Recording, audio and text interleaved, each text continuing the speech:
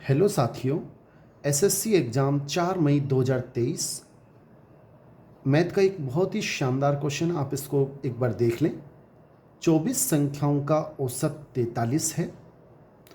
यदि प्रत्येक संख्या में एक संख्या m को घटा दें तो औसत 38 हो जाता है।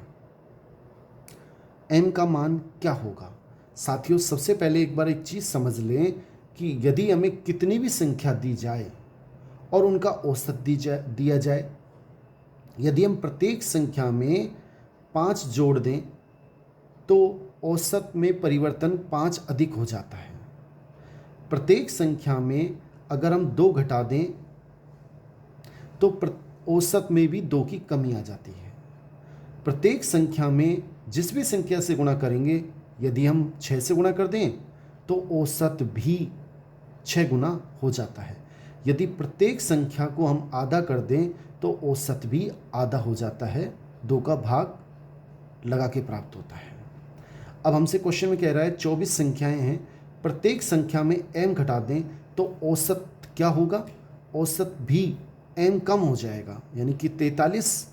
अगर हमने प्रत्येक संख्या में m घटाया तो औसत जो पहले था वो भी, उसमें भी m की कमी आ जाएगी। तो अब हो गया हमारा नया औसत 43 माइनस m। लेकिन हमें दे रखा है 43 माइनस m, लेकिन हमें दे रखा है कि ये औसत है, घटाने पर जो प्राप्त होता है वो औसत 38 है। देखो, अगर 24 संख्याएं हैं, प्रत्येक में m घटाएंगे तो औसत 43 था, उसमें माइनस m हो जाएगा। और लेकिन हमें क्वेश्चन में भी दे रखा है कि औसत 38 है। अब m का मान पूछ रहा है। m का मान कैसे ज्ञात करेंगे? बड़ा आसान है।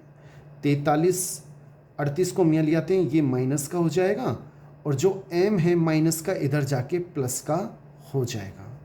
43 में से 38 घटाएंगे, 5 बचेंगे, बराबर m, यानी कि m का मान 5 है। ए ऑप्शन बिल्कुल सही है।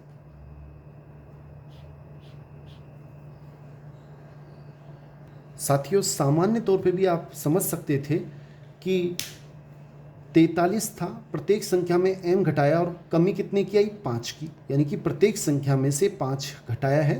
डायरेक्ट भी हम आंसर दे सकते हैं कि m का मान 5 होगा। जितने की कमी होगी उतना ही घटाया होगा, तो 5 की कमी हुई तो 5 घटाया होगा। 5 आंसर सही है। थैंक्स साथियों। क्वेश्चन अच्छा लगा हो तो आप इसे लाइक और चैनल को सब्सक्राइब जरूर करें। थैंक्स।